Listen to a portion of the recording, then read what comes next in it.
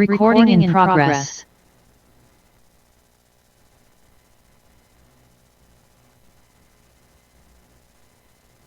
கர்த்தருடைய பரிசுத்த நாமத்திற்கு மகிமை உண்டாவதாக. இந்த அருமையான தருணத்திலே கிறிஸ்துவின் நாமத்தினாலே உங்களை சந்திப்பதில் மிகுந்த மகிழ்ச்சி அடைந்தால் ஒரு காரியத்தை குறித்து தியானிக்க போகிறோம். சங்கீதம் 68:4 வாசிக்கலாமா? தேவனை பாடி அவருடைய நாமத்தை கீர்த்தனை பண்ணுங்கள், வனாந்தரங்கள் ஏறி வருகிறவருக்கு வழியை ஆயத்தப்படுத்துங்கள், அவருடைய நாமம் யெகோவா, அவருக்கு முன்பாக களி கூறுங்கள். ஆமென், அல்லேலூயா. கர்த்தருடைய பிள்ளைகளே, இல்ல 3 விஷயம் சொல்லப்பட்டிருக்கு. என்னன்னா, அவருடைய நாமத்தை கீர்த்தனை பண்ணணும், வழியை ஆயத்தப்படுத்தணும், அவருடைய நாமம் யெகோவா என்பது களி கூறணும். இந்த 3 விஷயம் இந்த சங்கீத பகுதியில் எழுதப்பட்டிருக்கிறது. அவருடைய நாமத்தை ஏன் கீர்த்தனை பண்ணணும்? கீர்த்தனை பண்ணுவது என்பது பாடுவது. அவருடைய நாமத்தை ஏன் பாடி புகழ்ந்து துதிக்கணும் அப்படின்னா, கர்த்தர் மனுஷங்களை உண்டாக்கினதே அவருடைய நாமத்தை துதித்து பாடுறதுக்கு தான். என் ஜனங்கள் என் துதியை சொல்லி வருவார்கள். அப்படிதான் கர்த்தர் ஜனங்களே உண்டாக்கினார் இல்லையா? அதாவது கீர்த்தனை பண்ணுவதற்கு இன்னொரு மீனிங் என்னன்னா, அவரோடு கூட உறவு கொள்வது, நெருங்குவது அப்படின்னு அர்த்தம். நம்ம கீர்த்தனை பண்ணுவதனால தேவனிடத்துல இன்னும் கிட்டி சேருவதற்கான வழி நமக்கு உண்டாகிறது. அது மட்டும் இல்ல, வனாந்தரங்களில் ஏறி வருகிறவருக்கு வழியை ஆயத்தப்படுத்துங்கள். ஆமா, வனாந்தரங்களில் ஏறி வருகிறார். இது பேசிக்கா யார சொல்லுவாங்கன்னா, யோவான் சாணங்கள் சொல்வார். அவர் தான் வனாந்தரத்துல என்ன செய்தாருங்க? வழியை ஆயத்தப்படுத்தினார். இப்ப ஆண்டவராக இயேசு கிறிஸ்துவுக்கு வழியை ஆயத்தப்படுத்துங்கள், அதுக்கு யோவான் சாணங்கள் வந்தார். இன்றைக்கு நாம தேவைப்படுறோம். ஒவ்வொருத்தரும் யோவான் சாணங்கள் தான். வழியை ஆயத்தப்படுத்துங்க, அவருக்கான வழி ஆயத்தமாகணும். அவருக்கான வழி என்ன அப்படின்னா, பரலோக வழி, பரிசுத்த வழி, பரிசுத்தவான்களை கூட்டி சேர்க்கிற வழி, அதான் அவருடைய வழி. அப்ப வழியை ஆயத்தப்படுத்தணும். நாம இன்னைக்கு வழியை கண்டுபிடிச்சிட்டோம், நம்ம இயேசுவண்டை போகிற வழியை கண்டுபிடிச்சிட்டோம். இன்னைக்கு நிறைய பேர் தெரியாம இருக்கிறாங்க, வனாந்தர வாழ்க்கை வாழ்ந்துட்டு இருக்காங்க. அவங்களுக்கு வழியை ஆயத்தப்படுத்துவது அப்படின்னா என்னன்னா, காஸ்பல் சொல்லணும், நற்செய்தி அறிவிக்கணும், அவங்களுக்கு கர்த்தரை குறித்து சொல்லணும், அவர்களுக்கு எப்படியாங்கள தேவனை வெளிப்படுத்தி அந்த வழியை கண்டுபிடிக்க உதவி செய்யணும். இதுதான் ஆயத்தப்படுத்துவது. அப்ப அன்னைக்கு யோவான் என்ன செய்தாருங்க? அவர் வனாந்தரத்தை நின்று கூப்பிட்டார், எல்லாரும் வாங்க, எல்லாரும் வந்து ஞானஸ்தானம் பெற்றுக் கொள்ளுங்கள், மனம் திரும்புங்கள், பரலோக ராஜ்யம் சமீபித்திருக்கிறதா.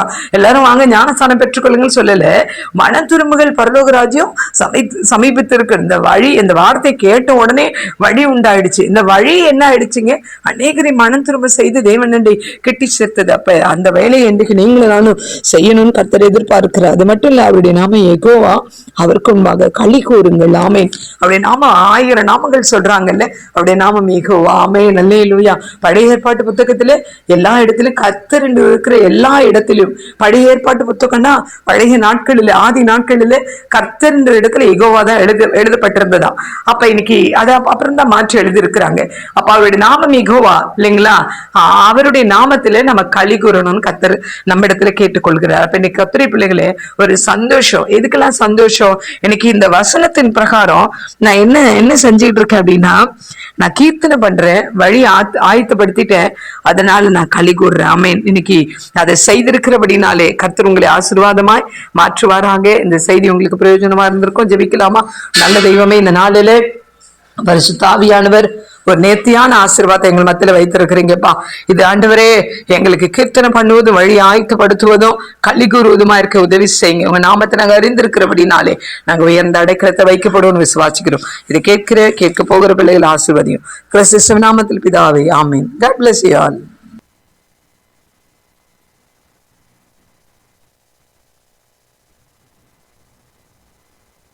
கிறிஸ்துவில் பிரியமானவர்களே, இந்த நாளுக்கென்று தேவன் நமக்கு இருக்கிற ஜீவ வார்த்தை ஏசாயாவின் புஸ்தகம் 43வது அதிகாரம் 19வது வசனம். இதோ நான் புதிய காரியத்தை செய்கிறேன், இப்பொழுதே அது தோன்றும். எனக்கு அருமையான சகோதர சகோதரிகளே, இன்றைய நாளில் கர்த்தர் உங்கள் வாழ்க்கையில் புதிய வாசல்களை திறக்கிற நாளாய் வாக்கு பண்ணி ஆசீர்வதிக்கிறார். இன்றைய நாளில் அநேகர் உங்களின் காரியங்களில் வெற்றி கிடைக்க, நல்ல பதிலை பெற்றுக்கொள்ள பல வகைகளில் முயற்சி செய்தும் பலரின் ஆலோசனைகளை கேட்டும் காத்திருக்கிறீர்கள். ஆனால் அவைகளில் எந்த பதிலும் இல்லாமலும் காரியங்கள் தாமதமாகியும் காணப்படுவதால் மனம் சோர்ந்து போய் நம்பிக்கையை, சமாதானத்தை இழந்தவர்களாய் காணப்படுகின்ற உங்களை பார்த்துதான் கர்த்தர் சொல்லுகிறார், இதோ நான் புதிய காரியத்தை செய்கிறேன், அது இப்பொழுதே தோன்றும் என்று. ஆகவே கர்த்தரின் வார்த்தை பொய் உரையாது. எனவே வார்த்தையை விசுவாசிங்கள், ஆசீர்வாதங்களை பெற்றுக்கொள்ளுங்கள். இன்றைக்கும் நாம் வேதத்திலிருந்து கர்த்தர் தம் ஜனங்களுக்காய் புதிய காரியங்களை, பெரிய அற்புதங்களை செய்ததை குறித்து தியானிப்போம். யோவானின் புஸ்தகம் 2வது அதிகாரத்தை நாம் வாசிக்கையில், அங்கே கானா ஊர் கல்யாண வீட்டிலே திராட்சரசம் குறைவுபடுகிறது. அவ்வேளையில் இயேசு தண்ணீரை மொண்டு வரச் சொல்லி திராட்சரசம் இருந்த வெறும் பாத்திரத்தில் ஊற்றச் சொல்கிறார். அப்பொழுது தண்ணீர் திராட்சரசமாய் மாறி முன்புள்ள திராட்சரசத்தை காட்டிலும் சுவை நிறைந்ததாய் காணப்படுகிறது. பந்தியில் பரிமாறவும் படுகிறது. வந்தவர்கள் பாராட்டியும் ஆச்சரியமடைந்தும் மகிழ்ந்திருந்தனர் என்பதை வாசித்து அறிகின்றோம்.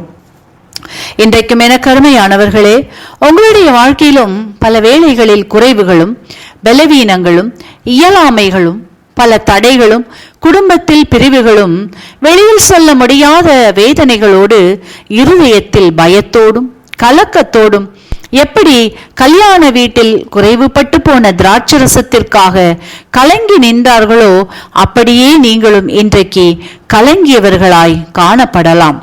இன்றைக்கு உங்களின் குறைவுபட்டு போன பகுதிகளில் அடைக்கப்பட்ட சூழ்நிலைகளுக்குள் இயேசு பிரவேசிக்கின்றார். தம் ஜீவ தண்ணீரை ஊற்றி நிரப்புகின்றார், புதுப்பிக்கின்றார். அது மட்டும் அல்லாமல் எவைகளுக்காக நீண்ட நாட்களாய் காத்திருந்தீர்களோ அவைகளில் இன்றைக்கு புதிய வழிகளை திறக்கிறார். மேலும் உங்களின் வாழ்க்கையில் முந்தினதை காட்டிலும் பிந்தினதை சுவையுள்ளதாய் நன்மைகளால் நிரப்பி ஆசீர்வதிக்கிறார். விசுவாசத்தை துவக்குகிறவரும் முடிக்கிறவரும் ஆகிய இயேசுவையும் அவரின் வார்த்தையையும் விசுவாசியுங்கள், ஆசீர்வாதங்களை பெற்றுக்கொள்வீர்கள், அற்புதங்களை காண்பீர்கள். இன்றைக்கும் இந்த வார்த்தைகளை கேட்டுக்கொண்டிருக்கிற உங்களில் யாரேனும் உங்களின் பாவங்களுக்காய் மரித்த உயிர்த்த இயேசுவை அறியாமலும் அவரின் அன்பை ருசித்து பாராதும் இருப்பீர்களானால் இன்றைக்கு உங்களை முழுவதுமாக ஒப்புக்கொடுங்கள். உங்களின் குறைவுகளை நிறைவாக்கி முன்பிலும் அதிக சுவையுள்ள வாழ்க்கையை வாழும்படி ஆசீர்வதிப்பார். இந்த வார்த்தைகள் மூலமாக கர்த்தர் இன்று உங்களை ஆசீர்வதிப்பாராக. ஆமேன். இன்றைய நாளிலும் 31ஆம் தேதி வெள்ளிக்கிழமை, ஜூலை மாதம் 2026ஆம் ஆண்டு. இந்த மாசத்தினுடைய கடைசி நாட்களிலே இந்த நாட்களிலே வந்து நிற்கிறோம். இந்த கடைசி நாட்களிலும் நம்முடைய கர்த்தர் நம்ம கொடுக்கிற ஒரு அருமையான ஒரு வாக்கு தத்தம். நீதிமொழிகளின் புஸ்தகம் 14வது அதிகாரம் 1வது வசனத்தை இந்த நாட்களை வாசிக்க கேட்போமா இருந்தால், புத்தியுள்ள ஸ்திரீ தன் வீட்டை கட்டுகிறாள், புத்தி இல்லாத ஸ்திரியோ தன் கைகளால் அதை இடித்து போடுகிறாள் என்று கர்த்தருடைய வார்த்தை இந்த நாட்களை நமக்கு இந்த நாட்களை சொல்லுகிறதை பார்க்கிறோம். அருமை பிள்ளைகளே, ஒரு குடும்பம் இந்த நாட்களிலே கட்டப்பட வேண்டுமா இருந்தால் ஒரு பெண்ணாலே தான் அந்த குடும்பம் இந்த நாட்களிலே கட்டப்படும் என்பதைத்தான் இன்றைக்கு நாங்கள் பார்க்கக்கூடியதாக இருக்கிறது. ஆதிகாமத்திலே பார்ப்பீர்களா இருந்தால் ஆதாம் ஏவாளை தேவன் இந்த நாட்களிலே ஒரு குடும்பமாக இந்த நாட்களை உருவாக்கினார். ஆனால் ஏவாள் செய்த தவறுகளின் நிமித்தம் ஆதியிலே அந்த குடும்பம் சீர்குலைந்து உடைந்து போனதை அங்கே காணக்கூடியதாக இருக்கிறது. அருமையான கர்த்தருடைய பிள்ளைகளே, தேவனுடைய சமூகத்திலே அவர்கள் இருந்து எறியப்பட்டதை காணக்கூடியதாக இருக்கிறது. அதே விதமாகத்தான் இன்றைய நாட்களிலும் ஒரு குடும்பம் இங்கே கட்டப்பட வேண்டுமா இருந்தால், கிறிஸ்துவுக்குள்ளே ஒரு குடும்பம் கட்டப்பட வேண்டுமா இருந்தால், ஒரு புத்தியுள்ள ஸ்திரியால் தான் இந்த நாட்களில் இந்த காரியத்தை செய்து முடிக்க முடியும் என்பதைத்தான் கர்த்தருடைய வார்த்தை இந்த நாட்களிலே அங்கே சொல்லுகிறதை பார்க்கிறோம். புத்தியுள்ள ஸ்திரீ தன் வீட்டை கட்டுகிறாள் என்று சொல்லி இந்த நாட்களிலே வேதம் சொல்லுகிறது. வீடு எதை குறிக்கிறது? ஒரு குடும்பத்தை குறிக்கிறது, தேவனுடைய சபையை குறிக்கிறது, ஒரு சமூகத்தை இந்த நாட்களிலே குறிக்கிறது என்பதைத்தான் இங்கே இந்த நாட்களிலே காணக்கூடியதாக இருக்கிறது. அந்த புத்தியுள்ள ஸ்திரீ தன் வீட்டை கட்டுகிறாள் என்று சொல்லி இந்த நாட்களில் சொல்லி இந்த வார்த்தையில் சொல்லப்படுகிற காரியம், புத்தி இல்லாத ஸ்திரியோ தன் கைகளினால் அதை இடித்து போடுகிறாள். அதே விதமாகத்தான் ஒரு தேவனுடைய சபையா இருந்தாலும் சரி, அல்லது இந்த நாட்களில் ஒரு குடும்பமா இருந்தாலும் சரி, இந்த நாட்களிலே ஒரு புத்தியினத்தின் நிமித்தம் தான் அது கட்டப்படும். புத்தி இல்லாத நிமித்தம் அது இடிக்கப்படுகிறதை பார்க்கிறோம். அருமையான அன்பு பிள்ளைகளே, இந்த மாசத்தினுடைய கடைசி நாட்களிலும் இப்படியான வார்த்தைகளை தேவன் நம்மோடு பேசுகிறார் என்றால், தேவன் இந்த நாட்களிலே இப்படிப்பட்ட சூழ்நிலையில் அந்த நாட்களில் இருக்கிற நம்ம இந்த நாட்களிலே மறுபடியுமா இந்த நாட்களில் புத்தி உள்ளவர்களாய் எடுத்து இந்த நாட்களை கட்டும்படியாகத்தான் தேவன் இந்த நாட்களில் நம்மோடு இடைப்படுகிறதை பார்க்கிறோம். தேவனுடைய ராஜ்யத்தை நாங்கள் கட்டி எழுப்ப வேண்டுமா இருந்தால் அங்கே நமக்கு ஒரு ஞானம் வேண்டும் என்பதைத்தான் கர்த்தர் இந்த நாட்களை நமக்கு வெளிப்படுத்துகிறதை அங்கே பார்க்கிறோம். அருமையான அன்பு பிள்ளைகளே, வேதம் சொல்லுகிறது மணவாட்டி சபையே என்று சொல்லி இன்றைக்கு நாங்கள் பார்க்கிறோம். அப்படியானால் ஒரு சபை உருவாக்க வேண்டுமா இருந்தால், அந்த மணவாட்டி சபை உருவாக்கப்பட வேண்டுமா இருந்தால் தேவ ஞானத்தினாலே அந்த சபை உருவாக்கப்பட வேண்டும் என்பதைத்தான் கர்த்தருடைய வார்த்தை இந்த நாட்களில் நமக்கு தெளிவாக சொல்லுகிறதை பார்க்கிறோம். தேவனுடைய ஞானம் இல்லை என்றால் இந்த நாட்களிலே அங்கே தேவனுடைய சபை உருவாக்கப்பட முடியாது. அதைத்தான் இந்த நாட்களிலே ஸ்திரீக்கு ஒப்பாக இந்த நாட்களில் இந்த வார்த்தை சொல்லுகிறதை பார்க்கிறோம். வேதத்திலே பாருங்கள், இந்த 10 கன்னிகைகளை குறித்து சொல்லப்பட்டிருக்கிறது. புத்தி உள்ளவர்கள் என்ன செய்தார்கள்? தங்களோடு கூட இந்த நாட்களில் எண்ணெயையும் கொண்டு போனார்கள் என்று.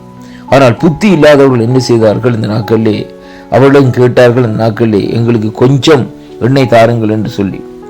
அருமையான கர்த்தருடைய பிள்ளைகளே, ஆண்டவருடைய வருகை சமீபமாய் இருக்கிறபடினால் புத்தி உள்ளவர்களாய் புத்தியுள்ள ஸ்திரீகளாய் இந்த நாட்களில் இருந்து அபிஷேகத்தினால் நிறைந்திருந்து தேவனுடைய ராஜ்யத்துக்குள்ளே நாங்கள் இந்த நாட்களை கடந்து செல்லுவோம். இந்த வாக்குத்தத்தங்களை வாசிக்கிற உங்கள் ஒவ்வொருவருக்குள்ளேயும் தேவனுடைய அதாவது ஞானம் இந்த நாட்களை புறப்படும்படியாக இயேசு கிறிஸ்துவின் நாமத்தில் இந்த நாட்களை ஜெபிக்கிறேன். கர்த்தர் தாமே இந்த வாக்குத்தத்தங்களூடாக உங்களை ஆசீர்வதிப்பாராக என்று ஆண்டவர் மீட்பெருமா இருக்கிற இயேசு கிறிஸ்துவின் நாமத்தில் இந்த நாட்களில் வாழ்த்தி ஆசீர்வதிக்கிறேன். புத்தி உள்ளவர்களாய் ஞானம் உள்ளவர்களாய் நடந்து தேவனுடைய சபையை தேவனுக்கு பிரியமான குடும்பமாய் இந்த நாட்களில் நம்முடைய குடும்பங்களை இந்த நாட்களில் கட்டி எழுப்பும்படியாகத்தான் கர்த்தர் இந்த நாட்களில் இந்த கடைசி காலத்திலே நம்மை இந்த நாட்கள் நம்மோடு இடைப்படுகிறார் என்பதைத்தான் வேதம் இந்த நாட்களில் நமக்கு கற்றுத்தருகிறார். அதனாலே அன்பு பிள்ளைகளே, புத்தியுள்ளவர்களாய் இருந்து காரியத்தை நடப்பியுங்கள். கர்த்தர் இந்த நாட்களிலே உங்களோடு கூட இருந்து ஞானத்தையும் புத்தியும் தந்து இந்த மாசத்தின் கடைசி நாட்களிலே இந்த நாட்களிலே தேவன் நடத்துவார் என்று ஆண்டவராகிய இயேசு கிறிஸ்துவின் நாமத்தில் இந்த நாட்களிலே வாழ்த்தி ஆசீர்வதிக்கிறேன். கர்த்தருக்கு மகிமையும் கனமும் துதியும் புகழும் உண்டாவதாக. ஆமென்.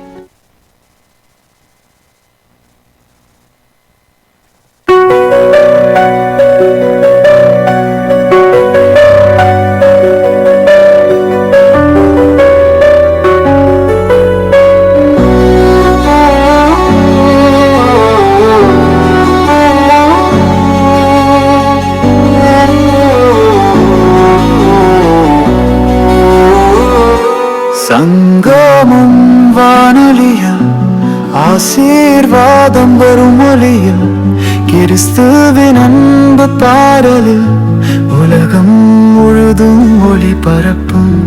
இங்கே பேசும் வார்த்தைகள் இதயம் தொடும் ஆசிகள், உங்களை உயர்த்தும் சங்கமம், எப்போதும் மகிழ்ச்சி தரும் சங்கமம்.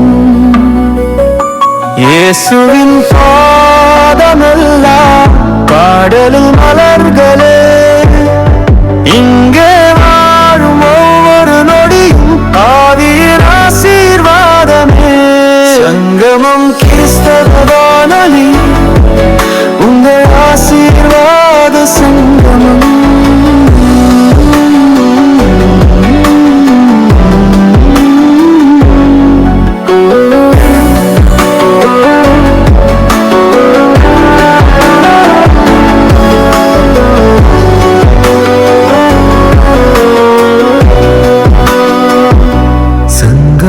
கிறிஸ்தவ வானொலி, உங்கள் ஆசீர்வாத சங்கமம்.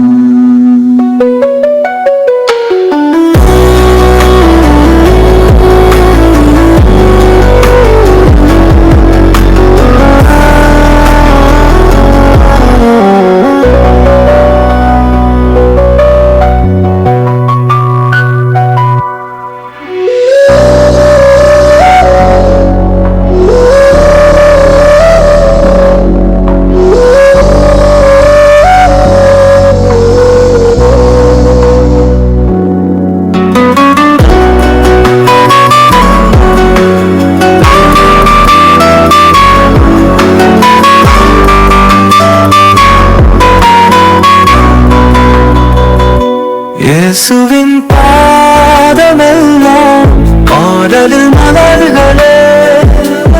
இங்கே வாழும் ஒவ்வொரு நொடியும் ஆவியின் ஆசீர்வாதமே. சங்கமம் கிறிஸ்தவ வானொலி, உங்கள் ஆசீர்வாத சங்கமம். சங்கமம் கிறிஸ்தவ வானொலி, உங்கள் ஆசீர்வாத சங்கமம்.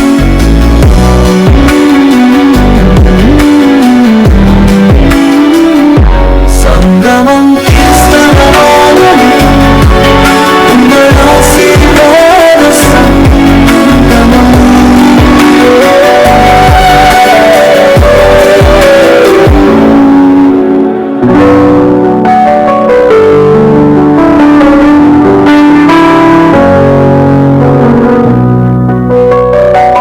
சங்கமம் கிறிஸ்தவ வானொலி, உங்கள் ஆசீர்வாத சங்கமம்.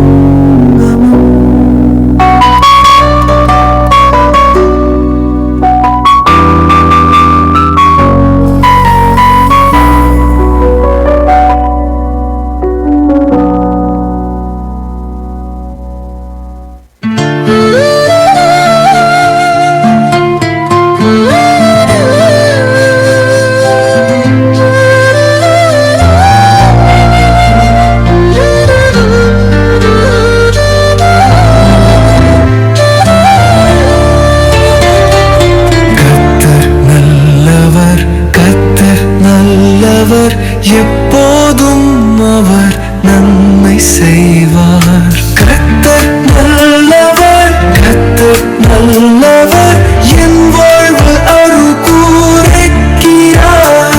அவர் வார்த்தை என் வழிகாட்டி, அவர் கரம் என் காத்து கொண்டார்.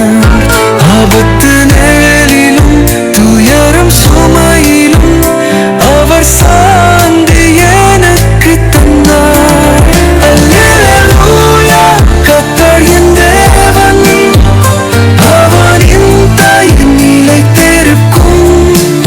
நானும் புதிய கிருபை காலத்தும் கர்த்தர் நல்லவர் நன்ற சொல்கிறேன்.